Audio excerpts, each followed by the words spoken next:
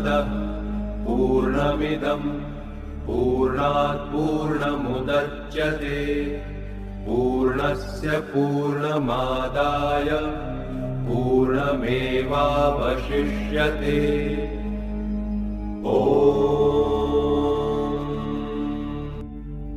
नमस्कार मित्रों, स्वागत करता हूं मेरे YouTube channel the truth and philosophy में। मैं डॉक्टर सत्यव्रत दास आज चर्चा करेंगे केनोपनिषद के बारे में, बहुत संक्षिप्त में। केनोपनिषद सामवेद का शाखा के अंतर्गत एक उपनिषद है। इसके रचयिता वैदिक काल के ऋषियों का माना जाता है। इस उपनिषद में केन या किसके द्वारा का विवेचन होने के कारण इसको केन उपनिषद कहा गया है। इस उपनिषद आधारित है गुरु और शिष्य के वार्तालाप से। कुछ जिज्ञासु शिष्य अपने गुरु से कुछ मौलिक प्रश्न पूछते हैं जो अपने मूल की ओर मुड़ता है। ब्रह्म सदा से जिज्ञासा का विषय रहा है। ब्रह्म विषयक जिज्ञासा का समाधान केन उपनिषद समीक्षा करता है। केन उपनिषद ये भी समीक्षा करता है कि उस ब्रह्म को अनुभव कैसे करा जाए जो मन बुद्धि से परे हैं। केन उपनिषद में 4 भाग हैं। पहली 2 भागों में सर्वेश्वर ब्रह्म जो सृष्टि का मूल आधार है उनके बारे में है, और अंतिम 2 भागों में ब्रह्म को ईश्वर के बारे में दर्शाता है। आइए केन उपनिषद को संक्षिप्त में चर्चा करते हैं। केन उपनिषद प्रथम खंड। इसमें शिष्य पूछ रहे हैं कि किसकी इच्छा से प्रेरित होकर हमारा मन विचरण करता है, किसके द्वारा नियुक्त होकर हमारा प्राण चलता है, किसकी इच्छा से इस वाणी द्वारा बोलता है, कौन हमारे चक्षु और श्रोत्र को नियुक्त करता है, जो श्रोत्र का भी श्रोत्र है, मन का भी मन है, वाणी का भी वाणी है, वही प्राण का भी प्राण है और चक्षु का भी चक्षु है। आत्मज्ञानी पुरुष उसे जानकर जीव मुक्त होकर इस लोक से ऊपर उठकर जन्म मृत्यु से रहित हो जाता है।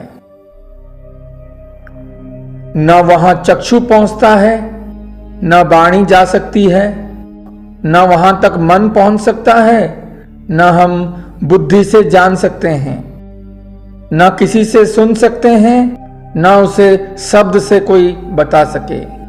वह बोलने से भी परे हैं और न बोलने से भी परे हैं। ऐसा ही हमने अपने पूर्व पुरुषों या गुरुओं से सुना है, जिन्होंने हमारे लिए उसकी ऐसी ही व्याख्या की है। जो वाणी से प्रकाशित नहीं है किंतु जिससे वाणी प्रकाशित होती है, उसी को आप ब्रह्म जानो, उसे नहीं जिसको ये लोग उपासना करते हैं। जैसे मन द्वारा मनन नहीं किया जा सकता है, अपितु मन जिससे मनन करता हुआ जाना जाता है, उसी को आप ब्रह्म मानो, उसे नहीं जिसकी ये लोग उपासना करते हैं। जिसे चक्षु द्वारा नहीं देखा जा सकता, अपितु जिससे चक्षु देखता है, उसी को आप ब्रह्म जानो, उसे नहीं जिसकी ये लोग उपासना करते हैं। जिसे श्रोत्र के द्वारा नहीं सुना जा सकता है, अपितु श्रोत्र जिससे सुनता है, उसको ही आप ब्रह्म जानो, उसे नहीं जिसकी ये लोग उपासना करते हैं। जो प्राण के द्वारा प्राणित नहीं है, अपितु प्राण जिससे प्राणित होता है उसी को ही आप ब्रह्म जानो, उसे नहीं जिसको ये लोग उपासना करते हैं। केनोपनिषद द्वितीय खंड। इसमें पूछा गया है कि यदि हम मानते हैं कि हम अच्छी तरह जानते हैं तो हम निश्चय ही ब्रह्म का थोड़ा सा ही रूप जानते हैं। इसका जो स्वरूप हम में है और जो हमारे देवताओं में है वह भी थोड़ा ही है। इसीलिए हमारा ऐसा माना हुआ कि हम जानते हैं, निस्संदेह हम भ्रम की अवस्था में है। जो इसे न तो नहीं जानता हूं और न जानता ही हूं, इस प्रकार जानता है वही जानता है। जो मानता है कि वह जानने में नहीं आता, उसका वह जाना ही हुआ है। जो मानता है कि वह जानता है, वह नहीं जानता। वह जानने वालों का नहीं जाना हुआ है और नहीं जानने वालों का जाना हुआ है। इस प्रतिबोध को जानने वाला ही वास्तव में जानता है। इससे ही अमृतत्व को प्राप्त होता है। उस आत्म से ही शक्ति प्राप्त होती है, जबकि विद्या से अमृत की प्राप्ति होती है। इस मानव शरीर के रहते हुए यदि हम जान लिया तो सत्य है, अगर फिर भी नहीं जान पाए तो महान विनाश है। अतः जो पुरुष सभी भूतों या भौतिक वस्तुओं में उसे जान जाता है वह इस लोक से निकलकर अमर हो जाता है। केन उपनिषद तृतीय खंड। इसमें एक घटना को कहानी के माध्यम से बताया गया है। देव और असुर संग्राम में ब्रह्म ने ही देवताओं के लिए विजय प्राप्त की। ब्रह्म की उस विजय से देवताओं का अहंकार हो गया। वे समझने लगे कि यह हमारी ही विजय है, हमारी ही महिमा चारों ओर है। यह जानकर वह ब्रह्म उनके सामने यक्ष के रूप में प्रादुर्भाव हुए और वो सब देवता इनको ना जान सके कि यह यक्ष कौन है। तब सभी देवों ने अग्निदेव से बोले, हे अग्नि, इसे जानो कि यह यक्ष कौन है। अग्नि ने कहा, बहुत अच्छा। अग्नि ने यक्ष के समीप गया। यक्ष ने अग्नि से पूछा कि तुम कौन हो। अग्निदेव ने बोले, मैं अग्नि हूं, मैं ही स्वयं प्रज्वलित हूं। ब्रह्म बोले कि ऐसे तुझ अग्नि में क्या सामर्थ्य है। अग्नि ने कहा, इस पृथ्वी में जो कुछ भी है उसे जलाकर भस्म कर सकता हूं।